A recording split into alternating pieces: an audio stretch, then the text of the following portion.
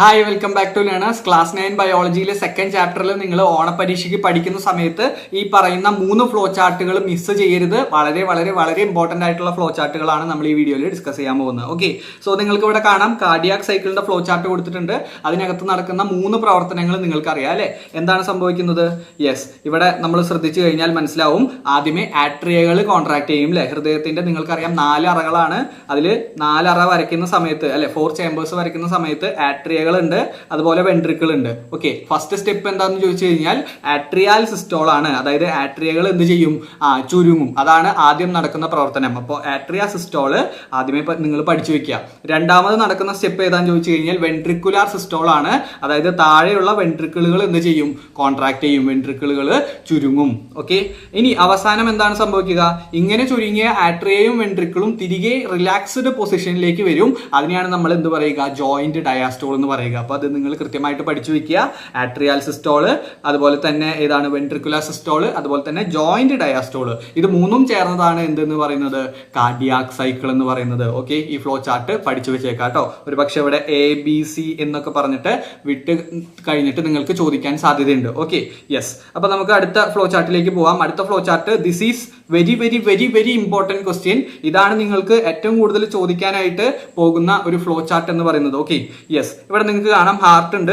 ഹാർട്ടിൽ നമുക്കറിയാം double circulation ആണ് അല്ലെ. ഹ്യൂമൻ ഹാർട്ടിൽ പൾമണറി സർക്കുലേഷൻ ഉണ്ട്, അതുപോലെ തന്നെ സിസ്റ്റമിക് സർക്കുലേഷൻ ഉണ്ട്. ഒരു പക്ഷേ നിങ്ങളുടെ ഓണപരീക്ഷയ്ക്ക് ചോദ്യം വരാൻ പോകുന്നത് ഈ 2 സാധനങ്ങൾ ലീവ് ചെയ്തിട്ട് ഇവിടെ A എന്നും അതുപോലെ തന്നെ ഇവിടെ B എന്നും ചോദിച്ചു കഴിഞ്ഞാൽ ഈ 2 സർക്കുലേഷന്റെ പേരും നിങ്ങൾ പഠിച്ചു വെക്കാനായിട്ട് മറക്കരുത്. ഫസ്റ്റ് വൺ എന്ന് പറയുന്നത് പൾമണറി സർക്കുലേഷൻ ആണ്, രണ്ടാമത് സിസ്റ്റമിക് സർക്കുലേഷൻ ആണ്. ഓക്കെ, ഇവിടെ എന്താണ് സംഭവിക്കുന്നത്? ഹാർട്ടിലൂടെ ബ്ലഡ് പമ്പ് ചെയ്തിട്ട് പൾമണറി ആർട്ടറി അല്ലെ, പൾമണറി ആർട്ടറി വഴി എന്ത് ചെയ്യുന്നു? യെസ്, ഈ പറഞ്ഞ ലങ്സിലേക്ക് ബ്ലഡ് എത്തുന്നു. ലങ്സിൽ നിന്ന് ഓക്സിജനെ സ്വീകരിച്ചിട്ട് ഓക്സിജനേറ്റഡ് ബ്ലഡ് ആകുന്നു അല്ലെ. ആ ഒരു ബ്ലഡ് എന്താണ് സംഭവിക്കുന്നത്? യെസ്, ഈ പറഞ്ഞ ഇതിലേ പോയിട്ട് പൾമണറി വെയിൻ അല്ലെ. ഇതൊക്കെ നിങ്ങൾ കൃത്യമായിട്ട് നിങ്ങളുടെ ടെക്സ്റ്റ് ബുക്കിൽ ഞാൻ പഠിപ്പിച്ചു തന്ന കുട്ടികൾക്ക് കിട്ടിയിട്ടുണ്ടായിരിക്കും. സോ പൾമണറി വെയിൻ നിങ്ങൾ പഠിച്ചു വെക്കുക. ഇവിടെ വെയിൻ ആണ്, പൾമണറി വെയിൻ. അതിനുശേഷം തിരികെ ഹാർട്ടിലേക്ക് ബ്ലഡ് വരും. ഓക്കെ, എന്നിട്ട് രണ്ടാമത്തെ തവണയും ഹാർട്ട് എന്ത് ചെയ്യും? ബ്ലഡിനെ പമ്പ് ചെയ്യും. ഇവിടെ എന്ത് ചെയ്യുന്നു? ഈ പറഞ്ഞ ഇതിലൂടെ, ഏതിലൂടെ? അയോർട്ട എന്ന് പറയുന്ന മഹാധമനിയിലൂടെ ബ്ലഡ് പമ്പ് ചെയ്യും. ഈ അയോർട്ടയിലൂടെ ഈ പറഞ്ഞ ശരീരത്തിന്റെ പല ഭാഗങ്ങളിലേക്ക് ബ്ലഡ് എത്തുകയും എന്നിട്ട് അവസാനം എന്താണ്? Superior and inferior vena cava. Okay, ശ്രദ്ധിക്കണേ നിങ്ങൾ. ഏതാണ്? സുപ്പീരിയർ ആൻഡ് ഇൻഫീരിയർ വീനക്കാവ വഴി എന്ത് ചെയ്യുന്നു? യെസ്, വീനക്കാവ വഴി എന്ത് ചെയ്യുന്നു?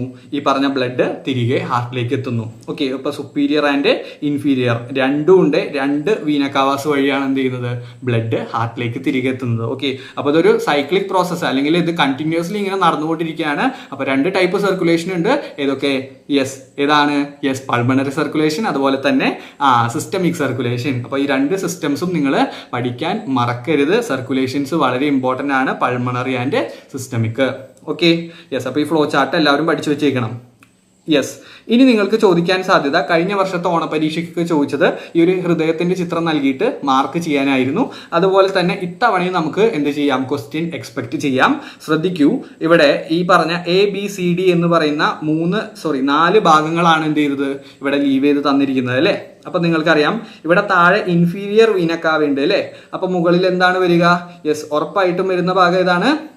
സുപ്പീരിയർ വീനക്കാവ ആയിരിക്കും അല്ലെ. ഏതാണ്? Superior vena cava. പഠിച്ചു വെച്ചോണം, സുപ്പീരിയർ വീനക്കാവ. ഓക്കെ, ഏറ്റവും മോൾ ഭാഗത്തേനെയാണ് നമ്മൾ എന്ത് പറയാ? സുപ്പീരിയർ വീനക്കാവ എന്ന് പറയാം.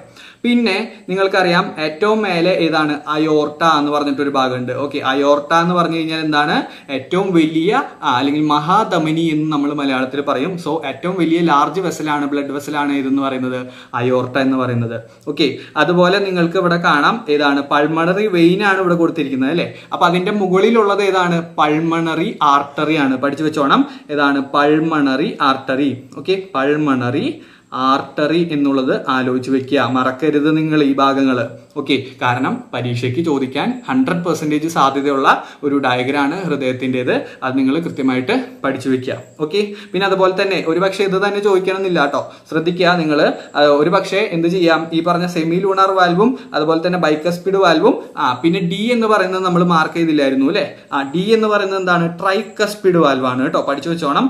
ഇടത്തെ സൈഡിലാണെങ്കിൽ അത് എന്താണ്? ട്രൈക്കസ്പിഡ് വാൽവാണ്. Okay, tricuspid valve. അപ്പോൾ അത് പഠിച്ചു വെച്ചേക്കുക. ട്രൈകസ്പിഡ് വാൽവ് ഉണ്ട്, അതുപോലെ തന്നെ ബൈകസ്പിഡ് വാൽവ് ഉണ്ട്, അതുപോലെ പൾമണറി വെയിൻ ഉണ്ട്, പൾമണറി ആർട്ടറി ഉണ്ട്. ഓക്കെ, സോ ഡയഗ്രാം സ്ക്രീൻഷോട്ട് എടുത്ത് വെക്കേണ്ടവർക്ക് സ്ക്രീൻഷോട്ട് എടുത്ത് വെക്കാം. വളരെ ഇമ്പോർട്ടൻ്റ് ആയിട്ടുള്ള ഹാർട്ടിന്റെ ഡയഗ്രാം ആണ് കേട്ടോ. ഓക്കെ, അപ്പോൾ ഈ 3 കാര്യങ്ങളും നിങ്ങൾ പഠിച്ചിട്ടില്ലെങ്കിൽ അത് കൃത്യമായിട്ട് നിങ്ങൾ പഠിച്ചിട്ട് വേണം ഓണപരീക്ഷയ്ക്ക് പോകാനായിട്ട്. നിങ്ങൾക്ക് വേണ്ടി ഇനിയും കുറേ ക്വസ്റ്റ്യൻസ് സെറ്റ് ചെയ്ത് വെച്ചിട്ടുണ്ട്. അത് നമ്മൾ വരും ദിവസങ്ങളിൽ അല്ലെങ്കിൽ വരും സമയങ്ങളിൽ നമ്മൾ ഡിസ്കസ് ചെയ്യുന്നുണ്ടാവും.